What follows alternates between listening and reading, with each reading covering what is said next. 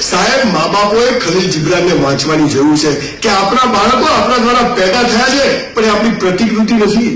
આપણે એના માલિક નથી. We are trustee of our children, we are not owner of our children. આ સત્યાના સંજ્ઞા કરે.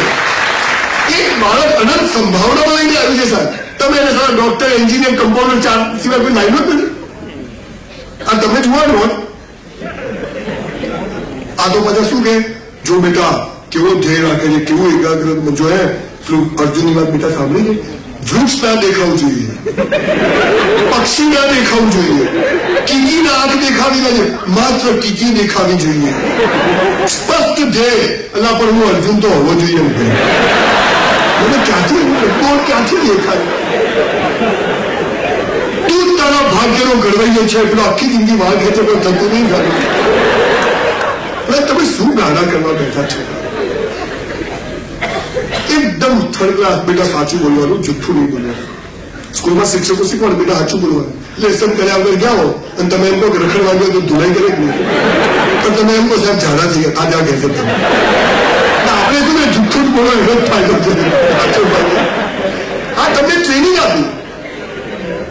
હમણાં હું પૂના ગયો તો પૂના એક બોર્ડ મારેલું હતું, ગરીબ કી સેવા પ્રભુ કી સેવા. એનો મતલબ શું કે ગરીબી ચાલુ રાખો, કે ગરીબ હશે તો સેવા થશે અને સેવા છે પ્રભુ હશે.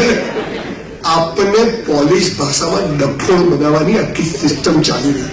ચૂપચાપ નેતાઓ, ધર્મગુરુઓ, બ્યુરોક્રેટ્સ બધા ચાહે છે કે તમે ડોબા જેવા રહો, તમે દિવેલ પીધેલા ફરો, તમે લાઈનોમાં ઉભા રહો, તમે ધક્કે ચડો. સારા સ્કૂલોમાં એવું ભણાવે કે જે જીવનમાં કામ ના આવે, અને સારું જીવનમાં જે કામ આવે સ્કૂલોમાં ભણાવે.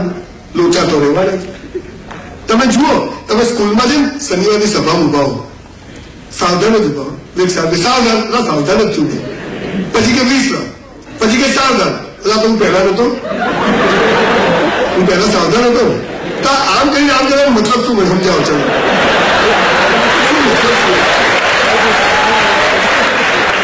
પછી કે પાય મૂળ, પછી કે પાય મૂળ. એટલે હું સીધો ઉભો તો તકલીફ છે. તમને ખબર નથી આ શું શીખવાનું છે? ખબર છે? તમે ગુલામ હતા, તમારે ગુલામની જેમ ઓર્ડર લેતા શીખવાનું છે, ઓર્ડર આપતા શીખવાનું નથી. આ ટ્રેનિંગ છે. આપણે ગુલામ હતા, તારે નોકરી કરવાની છે, તારે હા સાહેબ જી સાહેબ કરવાનું છે. એટલે તમે લગ્નમાં સાવધાન વિશ્રામ કરો, કોઈ મરી જાત કરો, ઇન્ટરવ્યુ કરો, તો શેના પર શીખવાનું? કામનું ના હોય જ શીખવાનું.